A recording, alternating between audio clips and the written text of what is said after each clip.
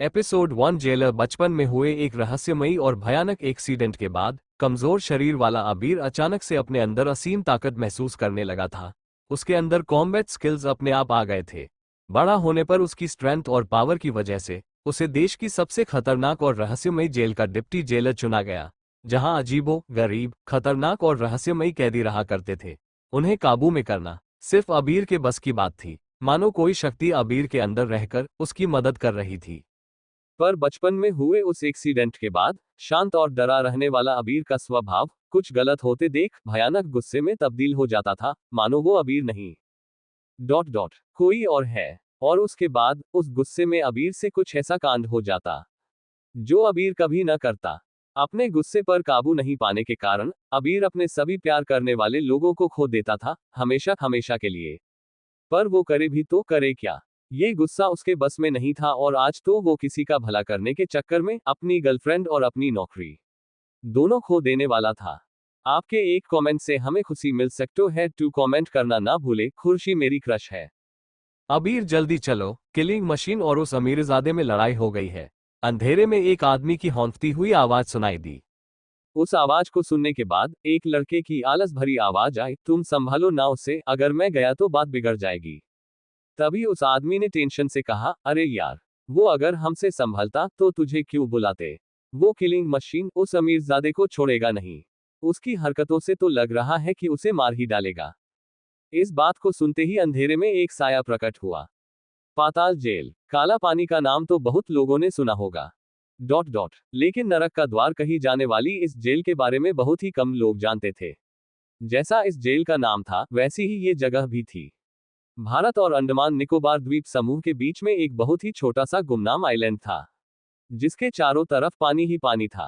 पूरा आइलैंड जंगलों और खूंखार जंगली जानवरों से भरा पड़ा था। इस जेल को यहाँ बनाने के पीछे भी बहुत ही गहरा कारण था, और वो था यहाँ के कैदी। इन कैदियों को रखने के लिए इससे अच्छी जगह और कोई हो ही नहीं सकती थी।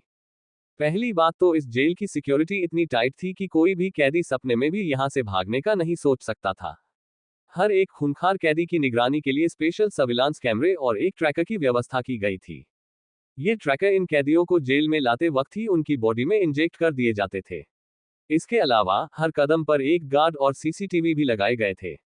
इतनी सिक्योरिटी के बाद भी अगर कोई कैदी भागने की कोशिश करता तो सबसे पहले तो वो जंगली जानवरों का निवाला बन जाता। और अगर फिर भी वो किसी तरह इन जंगली जानवरों के चंगुल से बचकर भाग जाता तो समुद्र के अंदर लगभग 2 किलोमीटर के रेडियस में फैली हुई लेजर बीम के साथ साथ हाई पावर की इलेक्ट्रिसिटी वायरिंग उन्हें यहां से भागने नहीं देती। इतनी टाइट सिक्योरिटी किसी आम कैदी के लिए तो हो नहीं सकती थी। यहाँ पर रखे जाने वाले कैदी बहुत ही ज्यादा खास किस्म के थे। अभी अभी जिस किलिंग मशीन की बात हो रही थी, ये उसका असली नाम नहीं था। उसका असली नाम तो शायद दुनिया में कोई नहीं जानता था, लेकिन ऐसा नाम उसे उसके खास चाहने वालों ने दिया था। ये 8 फुट का आदमी बिल्कुल राक्षस था। इस अकेले आदमी ने एक बार यूएस की पूरी इंटेलिजेंस को चकमा देकर यूएस प्राइम मिनिस्टर का कत्ल कर दिया था, और वो भी दिन दहाड़े। इंडियन इंटेलिजेंस ने इसे बड़ी ही मुश्किलों से पकड़ा था। दूसरा नंबर था उस आदमी का जिसे कुछ देर पहले आमिरजादे के नाम से पुकार रहे थे। ये आदमी पड़ोसी देश का खुफिया जासूस था, जिसने भारत में आकर यहाँ की नागरिकता हासिल कर ली थी और फिर भारत की ही जड़ें खोखली करने में लग गया। इसके पास पैसे की कमी नहीं थी। इस पैसे का इस्तेमाल ये आतंकवादी हमले, ड्रग्स, आर्म्स डीलिंग और भी न जाने ऐसे ही कितने कामों के लिए करता था। ये तो बस 2 लोगों की तारीफ थी, आगे के लोगों की तारीफ तो बाकी थी। इनके अलावा भी बहुत सारे खूंखार कैदी, cold blooded murderers, psychopath, sadist यहाँ पर बंद किए गए थे। यानी ऐसे सभी लोग जो भारत के साथ साथ पूरे विश्व के लिए खतरा बन सकते थे, उन्हें चुन चुन कर इस जगह इकट्ठा किया गया था। जेल की कैंटीन में एक 8 फुट का लंबा चौड़ा राक्षस जैसा आदमी एक मरियल से दिखने वाले आदमी को उठाकर फेंक रहा था। पूरी कैंटीन की टेबल्स इधर उधर गिरी हुई थी। पूरे फर्श पर खाना बिखरा हुआ था। मरियल से दिखने वाले आदमी के होठों के पास से बुरी तरह से खून बह रहा था। बाकी के कैदी दीवार के सहारे कुर्सी लगाकर इस लड़ाई का आनंद ले रहे थे और किलिंग मशीन को और ज्यादा उकसा रहे थे। किलिंग मशीन, मार डालो इसे, मार डालो, मार डालो, इसे तो मरना ही चाहिए। किलिंग मशीन के कुछ साथी इसी तरह के नारे लगा रहे थे। बाकी कैदी इस सीन को देखकर बहुत ही ज्यादा खुश हो रहे थे। उसी वक्त एक 6 फुट का लंबा चौड़ा लड़का, जिसने ग्रे कलर की शर्ट और ब्लू पैंट पहनी हुई थी, वो वहां पहुंच गया। उसने घूरकर सभी कैदियों की तरफ देखा, तो बहुत से कैदी चुपके से उस जगह से गायब हो गए। लेकिन अभी भी कुछ कैदी ऐसे थे, जो ढीठ की तरह इस लड़ाई को देख रहे थे। इसी वक्त इस आने वाले लड़के ने कहा, मैंने तुम लोगों से कितनी बार कहा है कि इस जगह को अखाड़ा मत बनाया करो। इस लड़के की सख्त आवाज सुनने के बाद भी लड़ाई में कोई असर नहीं पड़ा। लड़के को बहुत तेज गुस्सा आ रहा था। उसने अपने आप को शांत करवाने की कोशिश करते हुए कहा, शांत अबीर, तुम्हें गुस्सा नहीं करना है। अबीर ने अपने गुस्से को शांत करने की कोशिश की और तेजी से आगे बढ़कर किलिंग मशीन के हाथ से अमीरजादे को छुड़ा लिया। अमीरजादे की आंख नीली हो गई थी और दूसरी आंख देखकर लग रहा था कि काफी पहले ही फूट चुकी थी। उसकी हालत बहुत ज्यादा खराब थी। शरीर का ऐसा कोई अंग नहीं था जहां से खून नहीं बह रहा हो। किलिंग मशीन ने जैसे ही अपने शिकार को अपने हाथ से निकलता देखा, तो उसने अबीर की तरफ घूरकर देखते हुए कहा, ए लड़के, तुझे बीच में आने के लिए किसने कहा? जान की सलामती चाहता है तो इसे मेरे हवाले कर दे। इतना कहकर वो आगे बढ़ा और उसने फिर से एक और मुक्का अमीरजादे के मुंह पर जड़ दिया। अमीरजादे के कुछ दांत बाहर निकलकर गिरे और खून का फव्वारा छूटा। ये सारा खून अबीर के ऊपर आकर गिरा था। अबीर, जो इतनी देर से अपने गुस्से को शांत रखने की कोशिश कर रहा था, उसका गुस्सा एकाएक भड़क उठा। जैसे ही अबीर को गुस्सा आया, उसकी आंखों में हरी रोशनी दिखाई देने लगी।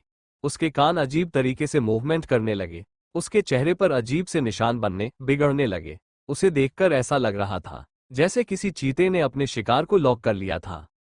इसी वक्त किलिंग मशीन ने फिर से अमीरजादे को एक और पंच मारने के लिए अपना मुक्का आगे बढ़ाया, लेकिन इससे पहले कि वो मुक्का अमीरजादे को लग पाता, अबीर ने किलिंग मशीन का हाथ पकड़ लिया। सभी लोग इस सीन को देखकर बुरी तरह से घबरा गए। अबीर ने मुक्के को पकड़कर दबाना शुरू कर दिया। किलिंग मशीन के एक हाथ की सारी हड्डियों के कड़कने की आवाजें पूरी कैंटीन में सुनाई देने लगी। बाकी कैदी, जो वहां पर खड़े थे, जिन्हें अब तक अबीर से कोई भी डर नहीं लग रहा था, अचानक से हड्डियों के कड़कने की आवाज सुनकर वो भी वहां से गायब हो गए। किलिंग मशीन के चेहरे पर असमंजस और नासमझी के एक्सप्रेशन थे। जब तक उसका दिमाग ठीक से काम कर पाता या वो समझ पाता कि उसके हाथ की हड्डियों को कितनी चोट लगी थी, तब तक उसके पूरे हाथ की हड्डियों का चूरा बन चुका था। ये देखकर किलिंग मशीन का गुस्सा और भी ज्यादा बढ़ गया। वो तेजी से आगे बढ़ा और उसने अमीरजादे को छोड़कर अपने दूसरे हाथ से अबीर की गर्दन पकड़ ली और उसे ऊपर उठा दिया। किलिंग मशीन की हाइट ज्यादा होने की वजह से वो बड़ी आसानी से अबीर को हवा में टांगे हुए था। तभी अबीर ने एक मुक्का उसके सीने में मार दिया। मुक्का ठीक उसी जगह जाकर लगा जहां पर किसी भी इंसान का दिल होता है। उसी वक्त अचानक से हड्डियों के टूटने की आवाज आई और एक धमाके के साथ खून की बूंदें चारों तरफ बिखर गई। जैसे ही अबीर ने अपना हाथ पीछे लिया, हाथ के साथ साथ किलिंग मशीन का दिल भी उसके सीने से बाहर आकर गिरा और धड़कने लगा। ये सब बहुत भयानक और दिल दहला देने वाला था। किलिंग मशीन के हाथ से अबीर छूट गया और किलिंग मशीन जमीन पर जाकर गिरा। अबीर को दूसरा मुक्का मारने की जरूरत ही नहीं पड़ी थी। इस एक मुक्के ने किलिंग मशीन की पसलियां को तोड़ डाला था और सीधे जाकर किलिंग मशीन के दिल पर लगा था। मुक्का लगने की वजह से दिल चिद्दों में फट गया और पूरा खून अबीर के ऊपर आ गया। अबीर का दिमाग गुस्से की वजह से बहुत गर्म था, लेकिन जैसे ही उसके ऊपर खून के छींटे गिरे, अबीर को अचानक एहसास हुआ कि उसके हाथ से क्या हो गया था। अबीर धम्म से नीचे जमीन पर बैठ गया। इधर अमीरजादे इस हरकत से बुरी तरह से घबरा गया था। वो कैंटीन की एक उल्टी पड़ी टेबल के कोने में नीचे छुपकर बैठ गया। अबीर ने अपने हाथों को देखा और फिर किलिंग मशीन के चिद्दे पड़े हुए दिल को देखा, जो अभी भी रह कर धक रहा था। अबीर को इस बात का इतना ज्यादा गिल्ट हुआ कि उसने अपना हाथ जमीन पर जोर से मार दिया। हाथ मारते ही जमीन पर एक बड़ा सा गड्ढा हो गया। अबीर ने अपने हाथों को देखते हुए कहा, ये तुमने क्या कर दिया अबीर? तुम्हारे हाथों ने एक और जान ले ली। किलिंग मशीन की जान जाने का गिल्ट अभी कम ही नहीं हुआ था कि एक लड़की, जिसने आर्मी यूनिफॉर्म पहनी हुई थी, इस अफरा तफरी की खबर सुनते ही तुरंत वहां पहुंच गई। उसने वहां बैठे हुए अबीर, मरे पड़े किलिंग मशीन और उसके चिथड़े पड़े दिल को देखा, तो वो पूरी सिचुएशन एक पल में समझ गई। उसने गुस्से से अबीर को डांटते हुए कहा, ये क्या किया तुमने? तुम ऐसा कैसे कर सकते हो? गुस्से में तुम बिल्कुल जानवर बन जाते हो। मुझे समझ नहीं आता कि मैं किसी ऐसे आदमी से प्यार कैसे कर सकती हूँ, जो अपने आप को कंट्रोल भी नहीं कर सकता है। अबीर, जो पहले से ही बहुत ज्यादा गिल्ट में था, उसने अपनी दुख और पछतावे से भरी हुई आंखों को उठाकर लड़की की तरफ देखा। ये लड़की इस जेल की जेल थी और अबीर की गर्लफ्रेंड भी। ये दोनों एक दूसरे से बहुत प्यार करते थे। अबीर की आंखों में पछतावा साफ दिखाई दे रहा था, लेकिन अभी अभी उसने जो किया था वो पछतावे से मिट नहीं सकता था। तभी लड़की ने तुरंत ही अपनी उंगली से एक अंगूठी निकाली और अबीर के ऊपर फेंकते हुए बोली, अबीर, मैं तुम्हारे जैसे जानवर के साथ अब और नहीं रह सकती। हर बार मैं तुम्हारे इस गुस्से को नहीं सह सकती। क्या पता कल को तुम्हें गुस्सा आए और तुम यही हालत मेरी कर दो, या फिर हमारे बच्चों ने कभी कोई शैतानी कर दी तो तुम तो उनके साथ भी यही करोगे। लड़की की बातें सुनकर अबीर का कलेजा कट कर रह गया। उसके हाथों से इतनी बड़ी गलती हुई थी कि वो खुद अपने आप को माफ नहीं कर पा रहा था। उसे समझ नहीं आ रहा था कि वो क्या और कैसे कहे। लड़की ने पीछे पलट कर देखा तो जेल का सिक्योरिटी स्टाफ वहां मौजूद था। लड़की ने सभी की तरफ इशारा करते हुए कहा, अभी के अभी इस सारी गंदगी को साफ करो। इतना कहते हुए वो अबीर की तरफ पलटी और कहा, इसे भी यहां से बाहर फेंक देना। आज के बाद ये हमारी जेल का डिप्टी जेलर नहीं है। आइंदा कभी ये इस जेल के आसपास भी दिखाई दे तो इसे भी किसी एक बैरक में बंद कर देना। इतना कहते हुए वो लड़की तेज कदमों से वहां से गायब हो गई। अबीर अभी भी हताश दुखी सा वहां पर बैठा था। सिक्योरिटी स्टाफ ने अबीर से कुछ भी कहने की हिम्मत नहीं की और वो चुपचाप किलिंग मशीन की बॉडी को उठाने लगे। ये देखकर अबीर ने अपने आप से कहा, तुम ऐसा कैसे कर सकते हो?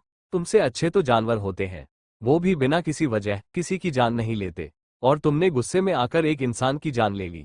तुम तो जानवर से भी बदतर हो गए हो। इस वक्त अबीर के दिल ने कहा, लेकिन ये सब कुछ मैंने जानबूझकर नहीं किया है। अगर उस दिन मेरा एक्सीडेंट नहीं हुआ होता तो ये सब नहीं होता। आखिर ऐसा क्या हुआ था अबीर के बचपन में जिससे वो अपने गुस्से पर कंट्रोल नहीं कर पाता? क्या किलिंग मशीन की जान की कीमत अबीर अपनी गर्लफ्रेंड और नौकरी दोनों को खोकर चुकाने वाला था? एपिसोड 2 एनकाउंटर किलिंग मशीन की बॉडी को देखकर अबीर के दिल ने कहा, यह सब कुछ मैंने जानबूझकर नहीं किया है। अगर उस दिन मेरा एक्सीडेंट नहीं हुआ होता तो शायद ये सब नहीं हुआ होता।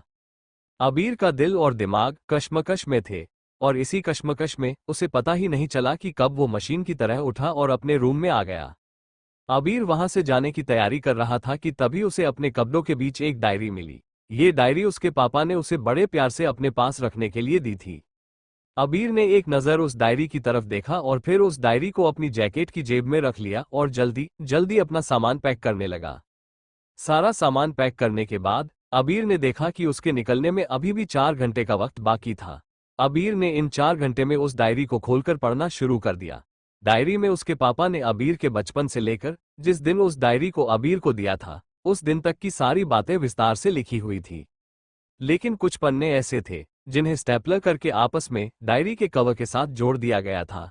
ऐसा लग रहा था जैसे जानबूझकर उन पन्नों को इस तरह से रखा गया था। अबीर ने नासमझी से उन पन्नों को देखा और फिर बहुत ही सावधानी से स्टेपलर की पिन निकाली। पन्ने खोलने के बाद जैसे ही अबीर ने पहला पन्ना पढ़ा उसकी आंखों से आंसू आ गए। ये पहला पन्ना वो था जब अबीर का एक्सीडेंट हुआ था और उसके पापा ने एक्सीडेंट से जुड़ी हुई सारी बातें लिखी थी। इस पन्ने पर अबीर के पापा की आंसुओं की बूंदों के निशान भी थे। उन्होंने लिखा था, आज एक लापरवाही की वजह से मेरे अबीर की इतनी बुरी हालत है कि वो अस्पताल में जिंदगी और मौत के बीच झूल रहा है। डॉक्टर कुछ बताने को तैयार नहीं है। मेरा दिल अनजानी आशंका से भरा हुआ है। मुझे इस बात का डर है कि कहीं डॉक्टर आकर ये ना कह दे कि। इसके आगे कुछ नहीं लिखा था, बस आंसुओं की बूंदों के निशान पड़े हुए थे। अबीर बिना कहे भी समझ गया था कि उस वक्त उसके पापा की हालत क्या होगी। अबीर ने कांपते हाथों से एक और पन्ना आगे बढ़ाया। आज मुझे एक बहुत ही खतरनाक बात पता चली है। मुझे नहीं पता कि ये बात मुझे डायरी में लिखनी चाहिए या नहीं, लेकिन ये पता चलने के बाद मैं अपने आप को रोक नहीं पा रहा हूँ। काफी वक्त से मैं अबीर के बिहेवियर में आए हुए चेंज की वजह से बहुत टेंशन में था, लेकिन आज मुझे उसके इस बर्ताव के पीछे का असली कारण पता चला है। इसके पीछे भी वही एक्सीडेंट है। जिस दिन अबीर का एक्सीडेंट हुआ था उस दिन अबीर के ऊपर एक अजीब सा केमिकल गिरा था। उस केमिकल के गिरने के बाद ही अबीर में इतने ज्यादा बदलाव आए। कोई भी अबीर के अंदर आए हुए बदलावों के पीछे का कारण समझ नहीं पा रहा था, लेकिन मुझे अब लगने लगा है कि ये सब कुछ उस केमिकल की वजह से हुआ है। इससे आगे अबीर कुछ पढ़ पाता। उसे दरवाजे को नॉक करने की आवाज सुनाई दी। अबीर ने जल्दी से डायरी बंद की और अपनी जैकेट में रख ली, फिर दरवाजा खोलने के लिए आगे चला गया। जैसे ही अबीर ने दरवाजा खोला, गेट पर खड़े सिक्योरिटी गार्ड ने एक चिट्ठी अबीर की तरफ बढ़ाते हुए कहा, ये चिट्ठी जेलर मैडम ने भेजी है, तुम्हारा टर्मिनेशन लेटर है। अबीर ने चिट्ठी ली और वो सिक्योरिटी गार्ड तुरंत ही वहां से चला गया और अबीर ने उस चिट्ठी को एक तरफ फेंक दिया। तभी अचानक अबीर को उसके पापा की डायरी के कवर से कागज का एक कोना निकलता दिखाई दिया। अबीर ने नासमझी से उस कागज के टुकड़े को खींचा तो वो एक एनवलप था। उसने एनवलप को उलट पलट कर देखा और फिर उसे खोला तो उसमें से एक लेटर निकला। अबीर ने जल्दी से लेटर खोला, उसके अंदर लिखा था, अबीर, मैं जानता हूं कि तुम सोच रहे होगे कि पापा ने इस तरह ये लेटर क्यों लिखा। ... प्रश्नवाचक चिन्ह। बात यह है कि मैं ये सब तुम्हारे सामने बोलने में हिचकिचा रहा था, इसलिए मैंने चिट्ठी लिख दी। मैंने तुम्हारी शादी तुम्हारे बचपन में ही अपने सबसे खास दोस्त गिरीश की बेटी कशिश के साथ तय कर दी थी। जैसे ही ये चिट्ठी मिले तुम गिरीश से बात करके उसके पास पहुंच जाना। मुझे समझ नहीं आ रहा था कि मैं ये बात तुम्हें कैसे बताऊं, लेकिन मुझे विश्वास है कि तुम मुझे समझोगे। अब फैसला तुम्हारे हाथ में है। ये गिरीश का नंबर है, तुम उससे बात कर लेना और जितना जल्दी हो सके तुम कशिश से शादी कर लेना। अबीर ने चिट्ठी बंद करके अपनी जेब में रखी और फिर एक गहरी सांस लेकर ऊपर की तरफ देखा। छत को देखते हुए अचानक से अबीर के दिल में ख्याल आया, पापा ने डायरी में लिखा था कि मेरी ये हालत किसी केमिकल के गिरने की वजह से हुई है। अगर वो केमिकल मुझे मिल जाए तो शायद मुझे अपने आप को ठीक करने का रास्ता भी मिल सकता है। तभी उसके दिमाग ने कहा, लेकिन वो केमिकल तुम ढूंढोगे कहाँ? अबीर ने इस बारे में एक बार सोचा और फिर गहरी सांस लेकर कहा, मेरा एक्सीडेंट भी मुंबई में ही हुआ था, शायद वहां जाकर ही कोई क्लू मिल जाए। हम शादी जाए भाड़ में, पहले केमिकल ढूंढना सबसे ज्यादा जरूरी है, उसके बिना मेरी जिंदगी कभी भी रास्ते पर नहीं आ सकती।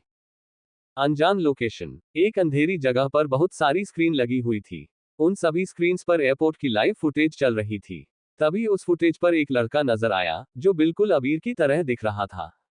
उसे देखते ही एक भारी भरकम आवाज सुनाई दी, बॉस वो वापस आ गया है। अब हम उससे अपनी सारी पावर छीन सकते हैं जो हमने अपने लिए बनाई थी। इस आवाज के आते ही एक लंबी चौड़ी सी परछाई उन स्क्रीन्स के सामने आकर खड़ी हो गई। उसने कहा, सारे आदमियों को तुरंत ही एयरपोर्ट पहुंचने के लिए बोलो, कोशिश करना कि वो पूरे समय उस पर नजर रखे रहें और जैसे ही वो अकेला मिले उसे उठा लेना। ध्यान रखना इस बात पर किसी का ध्यान नहीं जाना चाहिए। ये आवाज नॉर्मल आवाज जैसी नहीं थी, ऐसा लग रहा था जैसे किसी आई टूल को इस्तेमाल करके ये आवाज निकाली गई थी। आवाज को सुनकर कोई नहीं बता सकता था कि बोलने वाला इंसान कोई आदमी था या फिर औरत। उसके शरीर की बनावट से भी इस बात का पता नहीं चल रहा था। उस आवाज के बाद ही भारी भरकम आवाज वाले आदमी ने एक कॉल लगाकर अपने सभी आदमियों को इंस्ट्रक्शंस दिए, जल्द से जल्द सभी एयरपोर्ट पर पहुंचो। लड़के की फोटो तुम्हें मिल चुकी है, उस लड़के पर नजर रखना और मौका मिलते ही उसे अपने खुफिया अड्डे पर लेकर आ जाना। किसी को भी इस बात की कान खबर नहीं होनी चाहिए, समझ गए? इधर अबीर इन सब बातों से अनजान अपना सामान उठाकर मुंबई एयरपोर्ट से बाहर निकलने की कोशिश कर रहा था। उसने सारे सिक्योरिटी चेक पास किए और फिर एयरपोर्ट से बाहर निकलने लगा। पूरे वक्त अबीर के दिमाग में सिर्फ एक ही बात चल रही थी। वो इस सोच में डूबा था कि उसके पापा ने आखिर उसे इस तरह से लेटर लिखकर कशिश से शादी करने के बारे में क्यों बताया। अबीर अब तक अपने पापा की इस बात के पीछे का मतलब समझ नहीं पाया था। वो सोच में डूबा हुआ था, इसीलिए उसे अब तक आसपास की हलचल के बारे में कोई जानकारी नहीं हुई, वरना अबीर बहुत ज्यादा चौकन्ना आदमी था। लेकिन फिर जल्द ही अबीर समझ गया कि उसके चारों तरफ कुछ शरीफ से दिखने वाले आदमी बिखरे हुए थे। उन सभी की नजरें उसी पर टिकी हुई थी। कोई भी नॉर्मल आदमी ये देखकर बता नहीं सकता था कि उस पर नजर रखी गई थी, लेकिन अबीर जैसा चौकन्ने दिमाग वाला आदमी इस बात को मिस कर दे, ये होना इम्पॉसिबल था। अबीर तेजी से एयरपोर्ट के गेट के बाहर निकल गया। उसने अपने मोबाइल से एक कैब बुक की और वही वेटिंग एरिया में बैठकर कैब के आने का इंतजार करने लगा। अबीर पर नजर रखे हुए सारे आदमी चारों तरफ से उस पर नजर रखे हुए थे। अचानक से अबीर की नजर एक लड़की पर गई। उसे देखते ही अबीर एक पल के लिए ठिठक गया। उसने अपनी आईब्रो चढ़ाकर सामने की तरफ देखा। सामने से ब्लैक कैजुअल टॉप के साथ ब्लैक कलर की जीन्स पहने हुए एक लड़की चलती हुई आ रही थी। उसका एटीट्यूड बहुत ही शानदार था। उसे देखते ही एक पल के लिए अबीर की नजरें उस पर टिक गई। अबीर एक पल के लिए अपनी पलकें झपकाना भी भूल गया था। यामी, ये वही लड़की थी जिसने जेल में अबीर के साथ ब्रेकअप किया था। इस वक्त यामी ने अपनी जेलर वाली यूनिफॉर्म नहीं पहनी थी, फिर भी वो बहुत ही ज्यादा डोमिनेटिंग और पावरफुल लग रही थी। अबीर अपनी जगह पर खड़ा हो गया। अचानक से यामी की नजर अबीर पर पड़ी। अबीर को अपने सामने देखकर यामी हैरान रह गई थी, लेकिन यामी ने इस वक्त एक भी शब्द नहीं कहा और बस अपना सिर घुमा लिया। तभी अबीर को एक कड़क आवाज सुनाई दी, क्या आदमी हो तुम? तुम्हें बिल्कुल शर्म नहीं है ना? तुम यहाँ भी मैडम का पीछा करते करते आ गए। मैडम ने तुम्हें कहा था ना कि वो तुम्हारे साथ ब्रेकअप कर रही है, तो फिर तुम यहाँ इस वक्त मुंबई में क्या कर रहे हो? इस आवाज को सुनते ही अबीर ने नासमझी से पलट कर देखा तो सामने एक लड़की खड़ी थी, लिली। लिली यामी की असिस्टेंट थी। लिली के चेहरे पर गुस्सा साफ नजर आ रहा था। अबीर तो ये सुनकर एक पल के लिए शॉक्ड रह गया था, लेकिन फिर उसने लिली को इग्नोर किया और फिर से अपनी सीट पर बैठ गया और मैगजीन पढ़ने लगा। अबीर ने दोबारा से उन दोनों की तरफ देखने की कोशिश भी नहीं की। जब यामी ने देखा कि अबीर ने उन दोनों को पूरी तरह से इग्नोर कर दिया था, तो यामी एक पल के लिए सरप्राइज हो गई। यामी ने बड़बड़ाते हुए कहा, किस किस्म का आदमी है ये? मेरा पीछा करते हुए यहां तक चला आया। वैसे तो इसे देखकर लगता नहीं है कि ये ऐसा कुछ कर सकता होगा, पर क्या ये सब कुछ मेरी इंसल्ट करने के लिए कर रहा है? कहीं ये मुझसे बदला लेने के लिए तो ये सब नहीं कर रहा? यामी अबीर के बारे में सोच ही रही थी कि तीन आदमी तेजी से यामी की तरफ पहुंच गए। एकदम से तीनों लोगों ने यामी को घेर लिया और उसके सिर पर रिवाल्वर तान दी। एक आदमी ने यामी को धमकाते हुए कहा, ए जेलर, तुमने हमारे बॉस को अरेस्ट करके बहुत बड़ी गलती कर दी है, इसीलिए अब इस सब का हिसाब तुम्हें चुकाना होगा। अचानक हुई इस आवाज से एयरपोर्ट पर मौजूद सभी लोग बुरी तरह से चौंक गए। तभी पीछे से एक आदमी की घबराहट भरी आवाज सुनाई दी, ये लोग रिवाल्वर लेकर एयरपोर्ट के अंदर कैसे आ गए? अबीर ने भी उन लोगों की तरफ एक नजर डाली और फिर से अपनी नजर मैगजीन पर टिका दी। ऐसा लग रहा था जैसे यहां जो भी कुछ हो रहा था वो अबीर को दिखाई ही नहीं दे रहा था। इधर यामी की असिस्टेंट लिली का चेहरा बुरी तरह से पीला पड़ गया था। वो हैरान रह गई थी। उसने उम्मीद नहीं की थी कि उस गैंगस्टर के आदमी इतने ज्यादा ताकतवर होंगे कि वो लोग फ्लाइट तक भी पहुंच जाएंगे।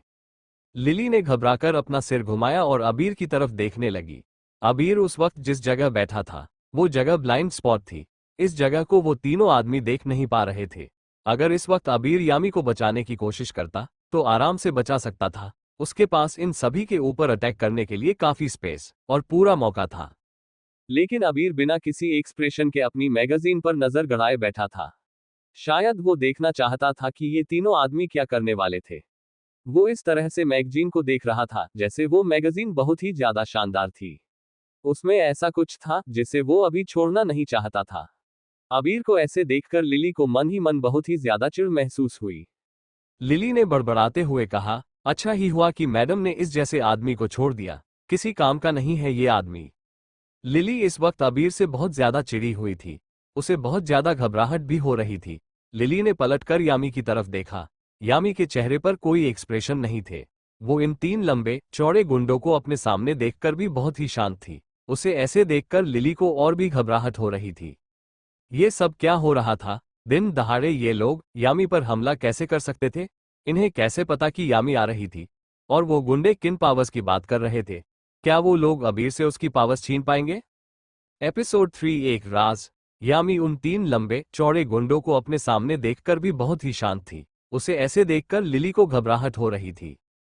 यामी ने बिना किसी एक्सप्रेशन के उन तीनों गुंडों की तरफ देखा और कहा, ओह, ऐसा लगता है कि अभी भी तुम्हारे उस बॉस की अकड़ ढीली नहीं हुई है। वो उस जगह बैठकर भी तुम्हारे साथ कांटेक्ट में है। ये तो बहुत गलत बात है। वैसे एक बात बता दूं कि उसे मैंने ही पकड़ा था, पर मुझे एक बात समझ नहीं आ रही कि तुम लोग यहाँ क्या सोच कर आए हो।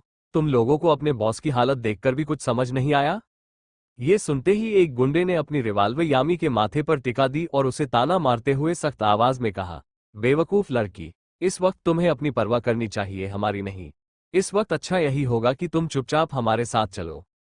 लिली ने फिर से अबीर की तरफ देखा। इस वक्त अबीर के अलावा और कोई नहीं था जो इस पूरी सिचुएशन को बदल सकता था। लिली ने फिर से उम्मीद भरी नजरों से अबीर को देखा और जब उसे लगा कि अबीर कुछ नहीं करने वाला था तो लिली ने गुस्से से कहा, काया आदमी। ये कहते हुए लिली ने गुस्से से अपने दांत पीस लिए। अबीर अभी भी उन लोगों की तरफ नहीं देख रहा था। तभी लिली की नजर यामी पर गई, जो इन तीन बहुत ही ज्यादा खतरनाक गुंडों की तरफ देख रही थी। उन्हें देखकर घबराहट की वजह से लिली की हालत खराब हो रही थी और यामी उन्हें देखकर हल्का सा मुस्कुरा रही थी। यामी ने कहा, तुम्हें पता है हमारे पाताल जेल वाले डिपार्टमेंट में क्या कहते हैं? हमारे यहाँ कहा जाता है कि एक बार अगर कोई हमारे चंगुल में फंस गया तो उसका जिंदा निकल कर जाना बहुत मुश्किल होता है, क्योंकि बहुत सारे लोग तो अपनी मौत का इंतजार करते करते थक जाते हैं, लेकिन हम लोग ना तो उन्हें जीने देते हैं और ना ही मरने। ये सुनते ही उन तीनों गुंडों के चेहरे के एक्सप्रेशन बदल गए। उनमें से एक ने जोर से चिल्लाते हुए कहा, ए लड़की, अपनी ये फालतू बकवास बंद कर। अगर अपनी जान की सलामती चाहती है तो अभी के अभी हमारे साथ चल। उस गुंडे की बात पूरी होने से पहले ही यामी बिजली की तरह उछल पड़ी। उसने घूमते हुए अपने सामने खड़े एक गुंडे की गर्दन को निशाना बनाया और एक जोरदार लात उसकी गर्दन पर मार दी। क्लिक, एक आवाज सुनाई दी और इसी के साथ एक आदमी नीचे जमीन पर गिरा हुआ नजर आया। बाकी दो गुंडे तो रिएक्ट भी नहीं कर पाए थे कि एक के माथे पर एक फ्लाइंग किक पड़ी और दूसरे के सीने पर एक तेज पंच लगा। इस वक्त दो धमाके सुनाई दिए और पलक झपकते ही ये तीनों गुंडे जमीन पर लेटे हुए दिखाई दिए। उन लोगों को देखकर पता ही नहीं चल रहा था कि वो लोग जिंदा थे या मर चुके थे।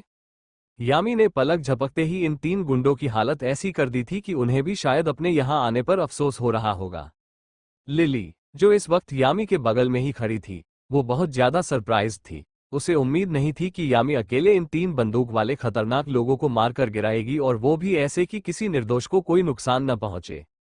सभी लोग जो वहां खड़े थे, उन सभी के चेहरे का रंग उड़ा हुआ था।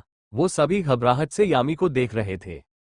यामी ने जब सभी की नजरें अपने ऊपर महसूस की तो उसने मुस्कुराते हुए अपना सिर झुकाया और सभी से कहा, सॉरी, अभी जो ये सब कुछ हुआ है उसके लिए I am really very sorry. मैं आप सभी को परेशान नहीं करना चाहती थी। मैं अभी किसी से कहकर ये सब कुछ क्लियर करवा देती हूँ। आप लोग निश्चिंत रहिए। वहां मौजूद सारे पैसेंजर्स बहुत ही ज्यादा सरप्राइज थे। तभी एक पैसेंजर ने यामी को पहचान लिया और एक्साइटमेंट से पूछा, एक्सक्यूज मी मैडम, क्या आप ही लेफ्टिनेंट जनरल यामी है? वही जेलर यामी जिन्हें वॉर गॉडेस की तरह सब लोग जानते हैं। यामी ने मुस्कुराकर धीरे से अपना सिर नीचे झुका दिया।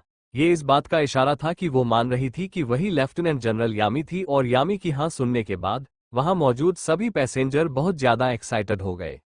एक पैसेंजर ने एक्साइटमेंट से कहा, ये तो सच में यामी मैडम ही है। ये सच में हमारे लिए बहुत ज्यादा ऑनर की बात है कि हमें मैडम यामी से मिलने का मौका मिला। तभी एक और पैसेंजर एक्साइटमेंट से बोला, बिल्कुल सही कहा तुमने। अब अगर जेलर मैडम खुद ये बोल रही है तो इससे ज्यादा सेफ प्लेस हमारे लिए कोई हो ही नहीं सकता। तभी एक औरत ने कहा, सही कहा आप लोगों ने, यामी मैडम के साथ रहते हम लोग बहुत ज्यादा सिक्योर्ड हैं। सभी ने यामी को पहचान लिया था और वो सब यामी की तारीफें कर रहे थे। इस वक्त यामी ने लिली की तरफ देखकर कुछ इशारा किया। यामी का इशारा पाकर लिली तुरंत ही एक्टिव हो गई और उसने किसी को एक कॉल कर दिया। लिली के एक कॉल करते ही अगले पल आर्मी से कुछ लोग वहां पहुंच गए। उन लोगों ने तुरंत ही जमीन पर पड़े इन तीनों गुंडों को उठाया और वहां से लेकर चले गए। कुछ देर बाद लिली ने अपनी अपमान भारी नजरें अबीर पर डाली और मन ही मन बड़बड़ाते हुए कहा, पता नहीं मैडम ने इसमें क्या देखा था जो इसके साथ रिलेशनशिप में आ गई। ये तो आदमी कहलाने के लायक भी नहीं है, बुज़दिल, कायर, डरपोक। यामी ने भी लापरवाही भरी नजरों से अबीर की तरफ देखा और कहा, देखो अबीर, मैं एक बात तुम्हें क्लियर कर देना चाहती हूँ कि हम दोनों की दुनिया बहुत अलग अलग है। अब तुम्हारे ये सब करने से कुछ भी बदलने वाला नहीं है। मैंने ये फैसला बहुत सोच समझ कर लिया है। इसलिए तुम भी अपनी फीलिंग्स और टाइम वेस्ट मत करो और आगे से मुझे स्टॉक करने की कोशिश भी मत करना। इस वक्त लिली ने भी अबीर का मजाक उड़ाते हुए कहा, अगर तुम इसी तरह से बेशर्मी से मैडम का पीछा करते रहे तो मैं भूल जाऊंगी कि तुम क्या थे और उस वक्त अगर मैंने तुम्हारे साथ कुछ गलत बर्ताव कर दिया तो मुझे मत बोलना। यामी और लिली की बातों से सभी का ध्यान अबीर की तरफ गया, जो अभी भी शांति से बैठा हुआ अपनी मैगजीन पढ़ रहा था, लेकिन अबीर को लेकर कानाफूसी जरूर शुरू हो गई थी। एक पैसेंजर ने कहा, यार क्या आदमी है ये, अपने आप को पता नहीं कहाँ का शहजादा समझ रहा है। अगर इसके साथ जेलर मैडम जाकर भी खड़े हो जाए तो इसकी इज्जत बढ़ेगी और ये है कि अलग ही एटीट्यूड में है। सभी के चेहरे पर अबीर के लिए इंसल्ट वाले एक्सप्रेशन थे। अबीर ने इन लोगों की फालतू बातों की तरफ ध्यान नहीं दिया, वो अब भी चुपचाप मैगजीन पढ़ता रहा। हालांकि इस भीड़ भाड़ में अबीर पर नजर रखने वाले लोगों को उस पर नजर रखने में दिक्कत हो रही थी। तभी एक आदमी ने अबीर की आवाज सुनी, जो अपनी कार के ड्राइवर को कॉल करके उसके आने के बारे में पूछ रहा था। ये सुनते ही उस आदमी के चेहरे पर चमक आ गई। एक्साइटमेंट में उसने अपने बॉस को कॉल लगाकर कहा, बॉस वो कैब का वेट कर रहा है, आप बोलो तो उसे अभी ही उठा लेते हैं। जैसे ही बॉस ने ये बात सुनी, एक पल के लिए उसे भी बहुत अच्छा महसूस हुआ। उसने तुरंत ही कहा, ठीक है, लेकिन ध्यान रखना किसी को कुछ पता नहीं चलना चाहिए। अपने बॉस की कंफर्मेशन मिलते ही वो आदमी बहुत खुश हो गया और उसने कहा, जी बॉस, मैं ख्याल रखूंगा। इतना कहते ही वो आदमी तुरंत ही अलर्ट हो गया और उसने अपने सारे साथियों को पूरे प्लान के बारे में बताने वाला मैसेज भेज दिया। मैसेज के मिलते ही सभी लोग अबीर को उठाने के प्लान में लग गए। जब ये सभी लोग अबीर को वहां से ले जाने के प्लान को एग्जीक्यूट करने की तैयारी कर रहे थे, उस वक्त अबीर सभी लोगों को इग्नोर करते हुए बाहर आया और उसी वक्त एक ब्लैक कलर की कार उसके सामने आकर रुकी। कार के रुकते ही कार का ड्राइवर तेजी से कार से उतरकर अबीर के सामने आ गया। अबीर ने अपने सामने एक बहुत ही जाने पहचाने आदमी को देखा तो उसके चेहरे पर कंफ्यूजन साफ नजर आई। उस आदमी ने जल्दी से आगे बढ़कर अबीर के हाथ से उसका बैग लिया और कहा, सर लाइए, इसे मुझे दे दीजिए। इस सीन को देखते ही अबीर के आसपास खड़े कुछ लोग हैरान रह गए। उन्होंने अबीर की तरफ देखते हुए एक दूसरे से पूछा, ये आदमी है कौन? दूसरे आदमी ने कंफ्यूजन से कार के ड्राइवर की तरफ देखते हुए कहा, ये तो विकास माहेश्वरी है ना, इंडियन स्टॉक एक्सचेंज का सबसे अमीर आदमी। दूसरे आदमी के इतना कहते ही पहले आदमी ने कंफ्यूजन से कहा, ऐसा कैसे हो सकता है? दुनिया का इतना अमीर और पैसे वाला आदमी एक छोटे से आदमी के सामने झुक रहा है और खुद इसका सामान उठा रहा है। कहीं ये भी कोई बड़ा आदमी तो नहीं है? तभी एक और आवाज आई, हाँ सही कहा तुमने, विकास माहेश्वरी जैसा आदमी इसके सामने झुक रहा है तो ये भी कोई बिग शॉट ही होना चाहिए। मानना पड़ेगा कि ये आदमी सच में बहुत ही ज्यादा खतरनाक है। मुंबई का सबसे अमीर आदमी विकास माहेश्वरी। विकास की जिंदगी पूरी तरह से कहावते से भरी हुई थी और अगर उसके बारे में कुछ कहना चाहे तो शायद शब्द भी मिलना मुश्किल था। अबीर को कुछ लोगों की बातें सुनाई पड़ी थी लेकिन उसने सभी को इग्नोर कर दिया और मुस्कुराते हुए विकास की रोल्स रॉयस कार में चढ़ गया। यामी ने तभी एक शानदार रोल्स रॉयस को अपने सामने गुजरते हुए देखा तो एक पल के लिए वो इस शानदार रोल्स रॉयस को देखने लग गई। लेकिन जैसे ही उसने खिड़की के बाहर झांक कर देखते हुए एक जाने पहचाने चेहरे को देखा तो यामी बुरी तरह से हैरान रह गई थी। अबीर ने कार में बैठे विकास माहेश्वरी की तरफ देखा और मुस्कुराते हुए कहा, मिस्टर माहेश्वरी, मुझे इस बात का बहुत बुरा लग रहा है कि आपको खुद मुझे लेने के लिए यहाँ आना पड़ा। विकास माहेश्वरी ने मुस्कुराते हुए कहा, अरे यार ये सब कैसी बातें कर रहे हो, ये सब तो मुझे तुम्हारे लिए करना ही चाहिए। विकास की इस बात पर अबीर केवल मुस्कुरा दिया। तभी विकास ने बैक सीट पर रखी हुई एक खूबसूरत सी पेपर पैकिंग की तरफ देखा और फिर मुस्कुराते हुए कहा, अबीर ये मेरी तरफ से एक छोटा सा गिफ्ट है। ये 200 साल पुरानी वाइन है। जैसे ही अबीर ने गिफ्ट के बारे में सुना वो सरप्राइज हो गया और बोला, अरे ये सब गिफ्ट वगैरह की क्या जरूरत थी? विकास माहेश्वरी ने मुस्कुराते हुए कहा, क्यों नहीं थी? अब आप यहाँ पर शादी की बात करने आए हो तो ऐसे में खाली हाथ जाना ठीक नहीं होता ना। मुझे पता था कि आपको इस बारे में कोई जानकारी नहीं होगी, इसीलिए मैं आपके लिए लेकर आ गया। ये वाइन 200 साल पुरानी है।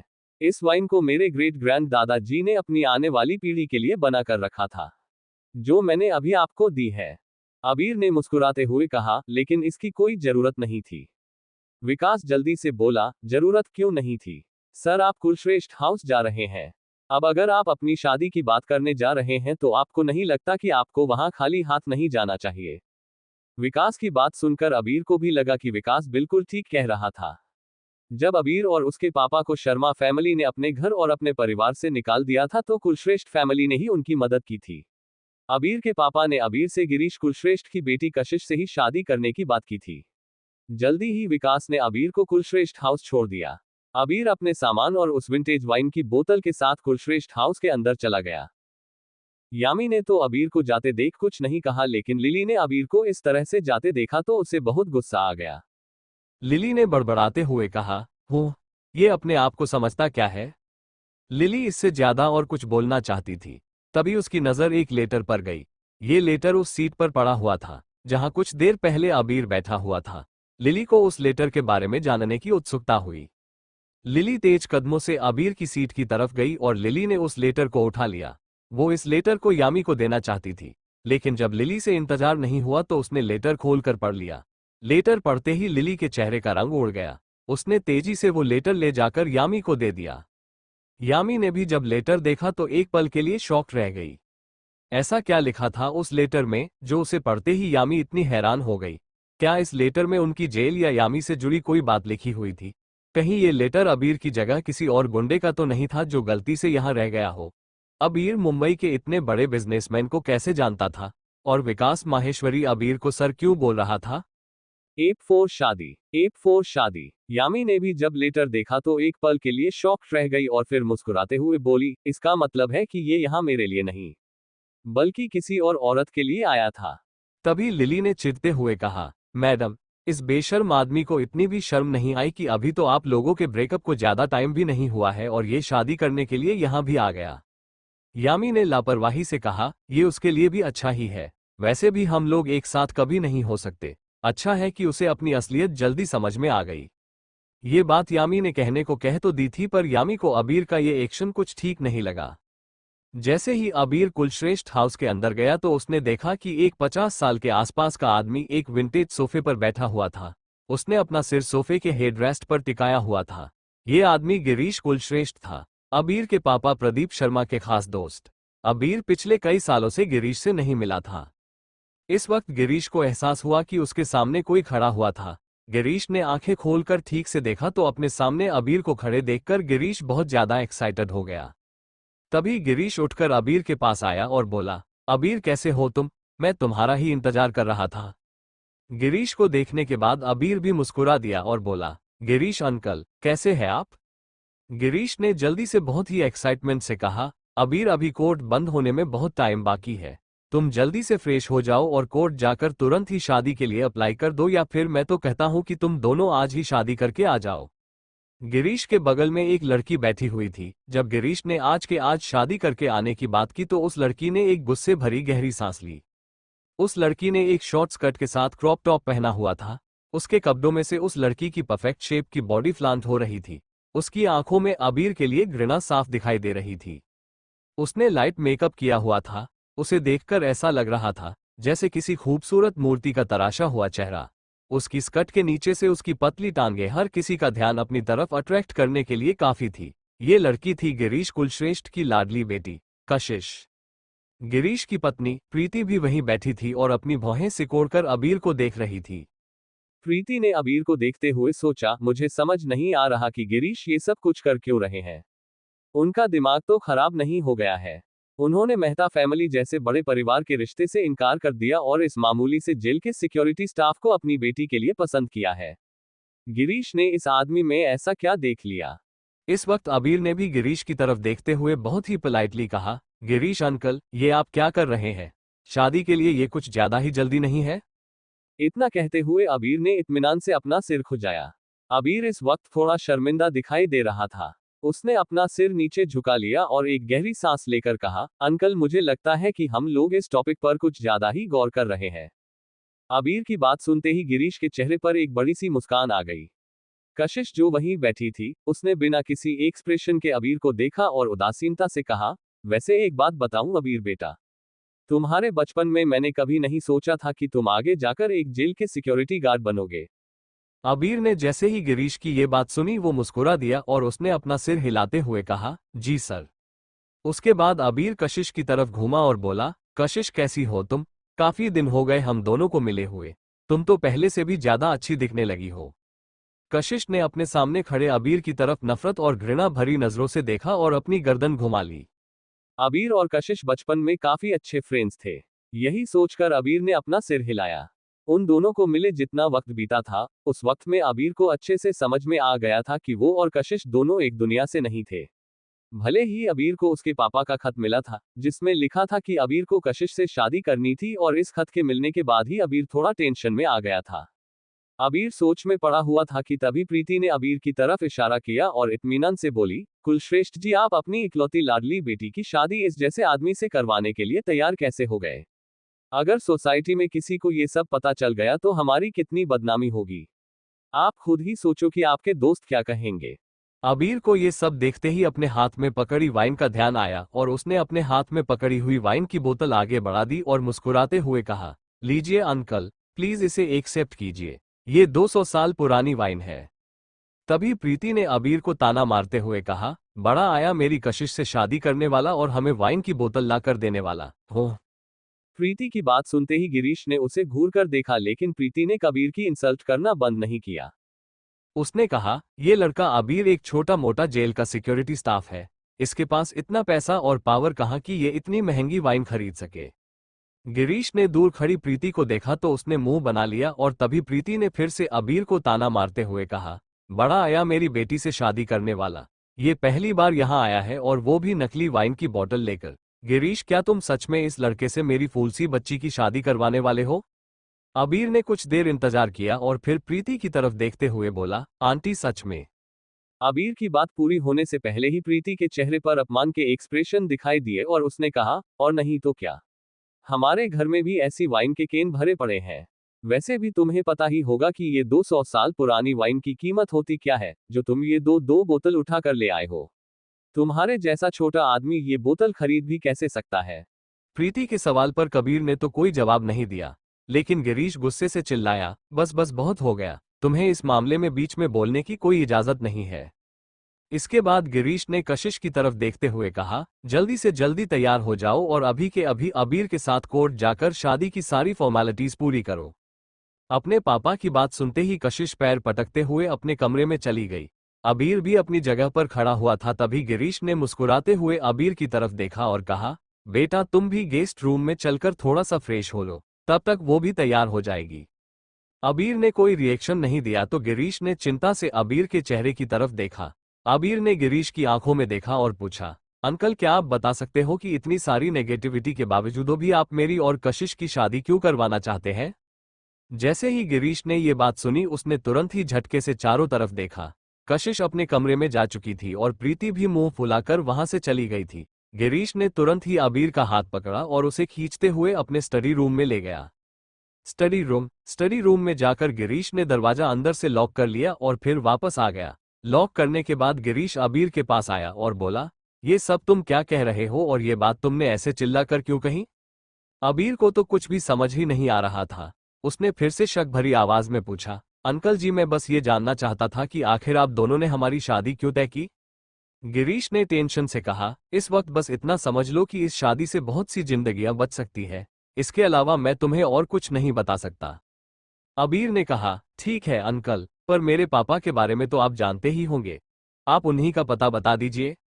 गिरीश ने बेबसी भरी गहरी आह भरी और कहा, मैं इस बारे में कुछ नहीं जानता, पर हाँ, तुम्हारे पापा ने मुझे तुम्हें कुछ देने के लिए कहा था। ये सुनते ही अबीर को लगा कि शायद गिरीश से उसके पापा की कोई खबर मिल सकती थी। अबीर बहुत एक्साइटेड हो गया। गिरीश इतने में अपने स्टडी रूम के टेबल की तरफ गए और टेबल की एक ड्रावर को खोल उसमें से एक एनवलप निकाल कर ले आए। एनवलप उन्होंने अबीर को देते हुए कहा, अबीर उस वक्त जब तुम्हारे पापा यहाँ से गए थे तब उन्होंने कहा था कि जब भी तुम कशिश से शादी करने के लिए यहाँ आओ तो ये एनवलप मैं तुम्हें दे दूं। अबीर ये बात सुनकर बहुत ज्यादा कंफ्यूजन में था। उसे समझ नहीं आ रहा था कि आखिर उसके पापा ने ये सब किया क्यों था। अबीर ने जल्दी से उस एनवलप को खोला और ऊपर रखी चिट्ठी को पढ़ने लगा। चिट्ठी में लिखा था, अबीर बेटा मुझे पता है कि तुम सोच रहे होंगे कि तुम्हारे पापा तुम्हें सब कुछ सीधे क्यों नहीं बता रहे, लेकिन बात यह है कि इस वक्त हम लोगों की जो सिचुएशन है उसमें तुम्हारा सच्चाई जानना बिल्कुल भी ठीक नहीं है। पर एक बात ये जान लो कि तुम्हारी और कशिश की शादी हम दोनों की जिंदगी बचा भी सकती है पर बर्बाद भी कर सकती है। अगर तुमने कशिश से शादी नहीं की तो बहुत कुछ ऐसा हो जाएगा जो नहीं होना चाहिए। अबीर की कंफ्यूजन बढ़ती जा रही थी। उसे समझ नहीं आ रहा था कि आखिर उसके पापा ने ये सब कुछ किया क्यों था। तभी गिरीश ने बेबसी से अबीर के कंधे पर हाथ रखा और कहा, बेटा मैं जानता हूं कि ये वक्त तुम्हारे लिए बहुत ज्यादा मुश्किल है, लेकिन हमारे पास कोई और रास्ता नहीं है। तुम्हें कशिश से शादी करनी ही होगी और वो भी जितना जल्दी हो सके। अबीर के मन में इस वक्त बहुत से सवाल थे और जवाब एक भी नहीं। अबीर ने पूछा, लेकिन अंकल जी मैं ऐसे कैसे? इससे पहले कि अबीर गिरीश से और कोई सवाल करता गिरीश ने कहा, चलो चलते हैं। कशिश अब तक तैयार हो गई होगी, ज्यादा देर करोगे तो रजिस्ट्रार ऑफिस बंद हो जाएगा। गिरीश ने अबीर के सारे सवालों को इग्नोर कर दिया और स्टडी रूम के बाहर चला गया। गिरीश के जाते ही अबीर भी मजबूरी में कमरे से बाहर निकल गया। बाहर निकलते ही गिरीश ने देखा कि कशिश तैयार हो गई थी। उसने कशिश से कहा, कशिश बेटा जल्दी करो और अबीर को लेकर रजिस्ट्रार ऑफिस चले जाओ और आज के आज शादी की सारी फॉर्मेलिटीज कंप्लीट कर लेना। कशिश के पास कोई और रास्ता नहीं बचा था। कशिश ने अबीर को अपने साथ आने का इशारा किया और तेजी से रजिस्ट्रार ऑफिस के लिए निकल गई। कशिश कुलश्रेष्ठ बिजनेस वर्ल्ड में बहुत ही ज्यादा फेमस नाम था। उसके कॉन्टैक्ट्स भी बहुत ज्यादा स्ट्रांग थे, इसीलिए शादी की सारी फॉर्मेलिटीज पूरी करने में उन्हें ज्यादा वक्त नहीं लगा। जल्दी ही शादी की सारी फॉर्मेलिटीज पूरी हो गई। कशिश और अबीर जैसे ही रजिस्ट्रार ऑफिस से बाहर आए, कशिश ने एक नजर अबीर की तरफ देखा और एक कार्ड निकालकर अबीर की तरफ देते हुए कहा, अब हम दोनों की शादी हो गई है तो ये मत समझ लेना कि तुम सच में मेरे पति बन गए हो। जल्दी ही हम दोनों अलग हो जाएंगे। एक बार पापा मान गए तो हम दोनों डाइवोर्स ले लेंगे। अबीर तो हैरान परेशान सा कशिश को देख रहा था। उसे समझ नहीं आ रहा था कि ये सब हो क्या रहा था। उसी वक्त कशिश ने आगे कहा, वैसे भी हम दोनों की दुनिया अलग है और ये अलग ही रहे तो अच्छा है। इतना कहकर कशिश ने अबीर के हाथ में वो क्रेडिट कार्ड थमा दिया और अपनी कार लेकर वहां से तेजी से निकल गई। अबीर इस वक्त अपने आप को बहुत बेबस महसूस कर रहा था। उसने बड़बड़ाते हुए कहा, इन सारी लड़कियों को मैं क्या मंदिर के बाहर बैठा भिखारी लगता हूँ। अबीर कुछ देर तक तो वहीं खड़ा रहा, लेकिन फिर उसने अपना सिर हिलाया और अपनी जेब से एक चाबी निकालकर बुदबुदाते हुए कहा, भाड़ में जाओ सब, पहले रहने की व्यवस्था करते हैं, उसके बाद देखेंगे कि क्या करना है। अब अगर इटर्नल नाइट किंग ने भी मुझे बेवकूफ बनाने की कोशिश की तो मैं उन्हें छोड़ूंगा नहीं। अबीर ऐसा क्यों बोल रहा था? ये इटर्नल नाइट किंग कौन था और ये अबीर को बेवकूफ क्यों बनाने वाला था? क्या अबीर की शादी बस इतने ही वक्त के लिए हुई थी? क्या अबीर और कशिश की कोई लव स्टोरी बनेगी या अबीर यामी के साथ होगा? कहीं इस स्टोरी में कोई और एंगल तो नहीं शुरू होने जा रहा था? एपिसोड 5 हमला। अबीर जब पाताल जेल से मुंबई आ रहा था तो इटर्नल नाइट किंग ने उसे चाबियां दी थी, जो उसके मुंबई के सबसे पास इलाके मालाबार हिल्स में मौजूद उनके शानदार विला की चाबियां थी। अबीर रजिस्ट्रार ऑफिस के बाहर खड़ा जाने के लिए कैब का इंतजार कर रहा था तो उसने देखा कि यामी भी ऑफिस से बाहर निकली। यामी ने भी मुस्कुराते हुए अबीर को देखा और कहा, क्या बात है, तुम तो बहुत तेज निकले। बड़ी जल्दी तुमने कशिश से शादी कर ली। अच्छा है कि तुम कुलश्रेष्ठ फैमिली के दामाद बन गए। अब कम से कम तुम्हें फ्यूचर में कमाने की कोई टेंशन तो नहीं करनी होगी। यामी की बात सुनकर अबीर को अच्छा नहीं लगा। उसने मुंह बनाते हुए कहा, तुम्हें और कोई काम नहीं है? अबीर को यामी की ये बात पसंद नहीं आई थी। यामी ने उसे बिना किसी एक्सप्रेशन के देखा और कहा, तुम जैसे एक ऑर्डिनरी से जेल सिक्योरिटी स्टाफ का कुलश्रेष्ठ फैमिली में शादी करना कोई छोटी मोटी बात नहीं है। वैसे भी कशिश बहुत अच्छी लड़की है और घर जमाई बनकर तुम्हें वो सब कुछ भी मिल सकता है जिसका तुम सपना देख रहे हो। हाँ, अगर तुम्हें कुलश्रेष्ठ फैमिली में अपनी जगह बनाने के लिए मेरी मदद की जरूरत हो तो मुझे जरूर बताना। अबीर ने उदासीनता से यामी पर गहरी नजर डाली और फिर कहा, अब मुझे यकीन हो गया है कि तुम्हारा दिमाग सच में खराब हो गया है। वैसे अपनी फैमिली की चिंता करो, मुझे तुम दोनों में कोई इंटरेस्ट नहीं है और एक बात समझ लो कि मेरे मैटर से तुम्हारा कोई लेना देना नहीं है, तो मुझसे और मेरे मैटर से दूर रहो। इतना कहकर अबीर तेजी से वहां से चला गया।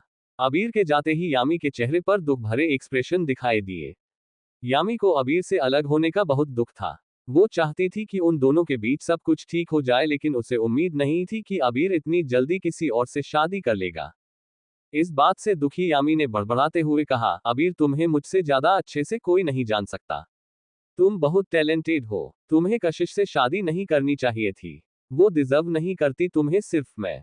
इतना कहते हुए यामी ने अपनी बात अधूरी छोड़ दी और बेबसी से उसने एक नजर अबीर के जाने वाली दिशा में देखा और खुद भी अपनी जीप स्टार्ट करके वहां से निकल गई।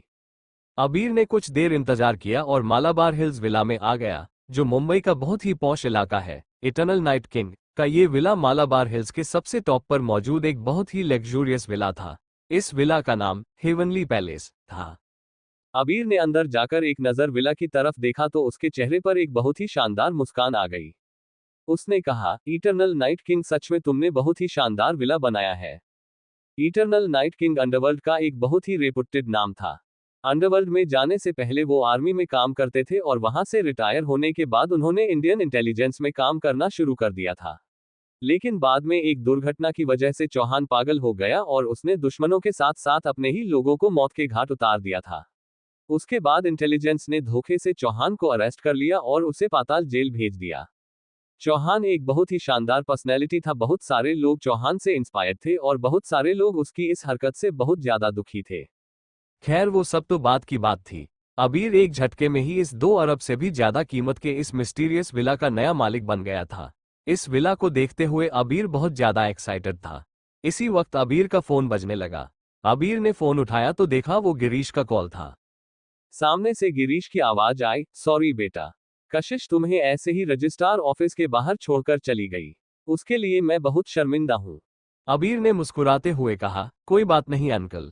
अबीर के इतना कहते ही गिरीश एक्साइटेड हो गया और बोला, मैंने उसे बहुत डांटा है, आगे से वो ऐसा कुछ नहीं करेगी। लेकिन तुम बताओ तुम कहाँ हो? हम सभी लोग डिनर के लिए तुम्हारा वेट कर रहे हैं। जल्दी से वापस आ जाओ। नहीं तो एक काम करो, तुम तुम्हारी लोकेशन दे दो, मैं अभी ड्राइवर को वहां भेज देता हूँ। अबीर ने ड्राइवर भेजने से इनकार कर दिया और कॉल डिस्कनेक्ट कर दिया। अबीर ने अब तक पूरा विला अच्छे से देखा भी नहीं था कि उसे गिरीश का कॉल आ गया था। अबीर ने अपने विला का टूर आधा छोड़ा और तुरंत ही बाहर जाने लगा। बाहर जाने के रास्ते में उसने एक पार्किंग देखी जिसमें कम से कम 3-4 बहुत ही खूबसूरत और विंटेज कार खड़ी थी। अबीर ने तुरंत ही एक बहुत ही पुरानी और सस्ती सी एम्बेसडर कार ली और फिर कार लेकर गिरीश के घर के लिए निकल गया। जैसे ही यामी मालाबार हिल्स पर मौजूद अपने घर पहुंची तो उसने एक पुरानी ब्लैक कलर की एम्बेसडर कार को तेजी से नीचे आते हुए देखा। कार को देखकर यामी 1 मिनट के लिए फ्रीज हो गई थी, क्योंकि इस तरह की कार का इस्तेमाल आर्मी इंटेलिजेंस वाले लोग ही कर सकते थे। यामी हैरान रह गई थी, लेकिन जैसे ही कार नजदीक आई और उसने कार में बैठे हुए इंसान को देखा तो उसकी हैरानी सदमे में बदल गई। यामी के मुंह से निकला, "ओह, ये तो।" यामी को ऐसे देखकर उसकी असिस्टेंट लिली भी हैरान रह गई। उसने पूछा, "आप इन्हें जानते हो मैडम?" यामी ने झिझकते हुए कहा, "मैंने शायद अबीर को उस सबसे शानदार विला से बाहर आते देखा है।" यामी की बात सुनते ही लिली हंसने लगी और बोली, "क्या मैडम आपको लगता है कि वो यहाँ आ सकता है? वो बस एक छोटा सा सिक्योरिटी गार्ड है। इतने पॉश इलाके में कदम रखने की भी उसकी औकात नहीं है। आप शायद अभी भी ब्रेकअप की वजह से गिल्ट में है, इसीलिए ऐसा सोच रही है। आप टेंशन मत लो, ऐसा कुछ नहीं है।" ये सुनकर यामी मुस्कुरा दी और उसने अपना सिर हिलाया। यामी ने अपने आप से कहा, लिली सही बोल रही है। अबीर जैसा एक मामूली सिक्योरिटी गार्ड यहाँ मालाबार हिल्स में कैसे आ सकता है?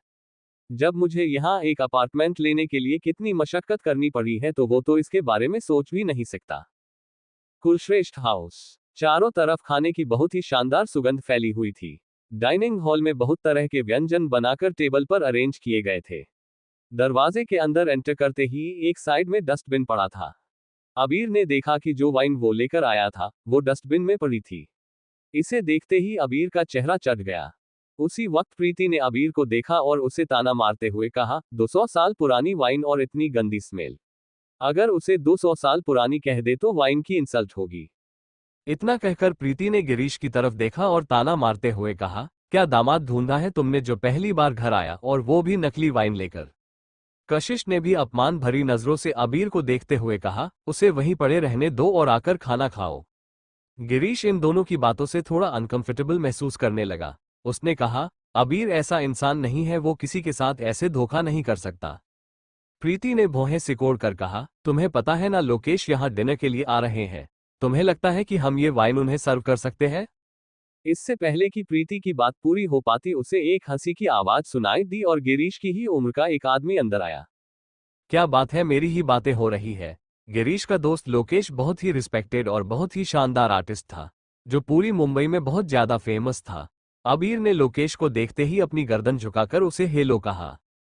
लोकेश की नजर इस वक्त डस्टबिन में पड़ी वाइन की बोतल पर गई। लोकेश ने तुरंत ही बोतल उठा ली और कहा, "अरे, वो ये बोतल यहाँ क्या कर रही है? इतनी शानदार बोतल तुमने डस्टबिन में फेंक दी?" प्रीति जल्दी से हंसी। उसने बात बनाते हुए कहा, "अरे लोकेश जी, ये तो ऐसे ही एक नकली वाइन है, आप इसे फेंक दीजिए।" लोकेश ने बोतल को सूंघते हुए कहा, "रुको, तुम ये कैसे कह सकती हो कि ये नकली है?"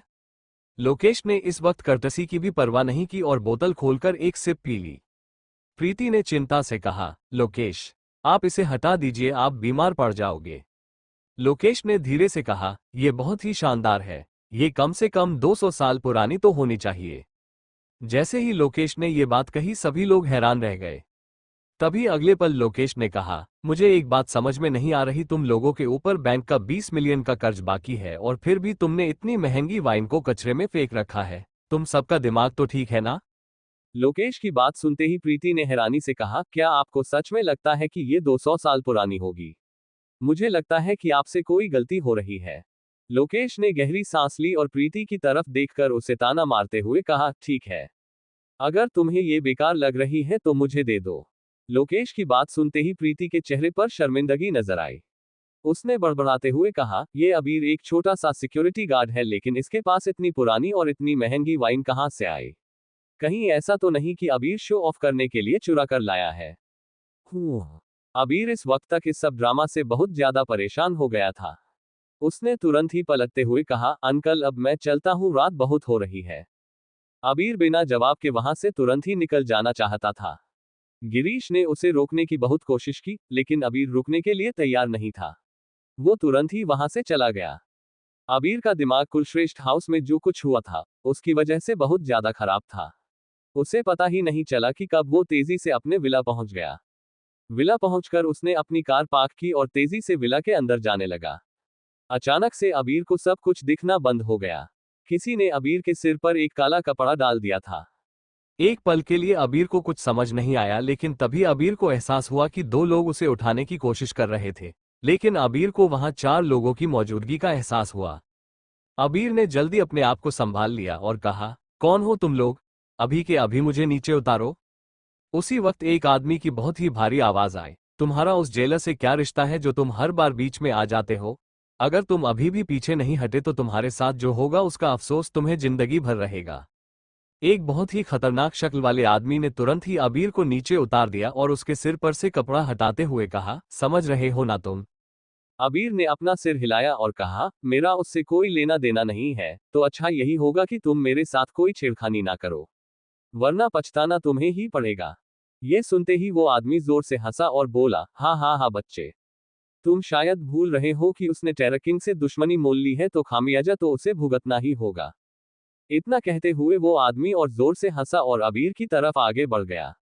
इस वक्त एक बड़ा सा हाथ हवा को चीरते हुए अबीर की तरफ आगे बढ़ा और एक तेज आवाज सुनाई दी। अबीर इत्मीनान से अपनी जगह खड़ा था। उसने कोई भी हरकत करने की कोशिश नहीं की। इस वक्त ये लोग ये सब करके पाताल जेल से टेरर किंग को छुड़वाने की कोशिश कर रहे थे। टेरर किंग आतंकवादी संगठन का किंग था जो हमारे देश में आतंक फैलाने के लिए पड़ोसी देशों के लिए कॉन्ट्रैक्ट पर काम करता था। लेकिन जैसे ही उस आदमी का हाथ अबीर की गर्दन तक पहुंच पाता, वो आदमी अबीर को बिल्कुल शांत खड़े देखकर हैरान रह गया था। उसने देखा कि उसके सामने खड़े आदमी के चेहरे पर कोई डर नहीं था और ना ही उसने अपना बचाव करने की कोशिश की। इस एक पल में अबीर का गला पकड़ने वाले आदमी का कंसंट्रेशन टूटा और इस वक्त धमाके की आवाज सुनाई दी। Bang bang bang. ये कैसा धमाका था? अबीर उन लोगों का सामना क्यों नहीं कर रहा था? अगर ये लोग यामी से बदला लेना चाहते थे तो उन्होंने यामी पर हमला क्यों नहीं किया?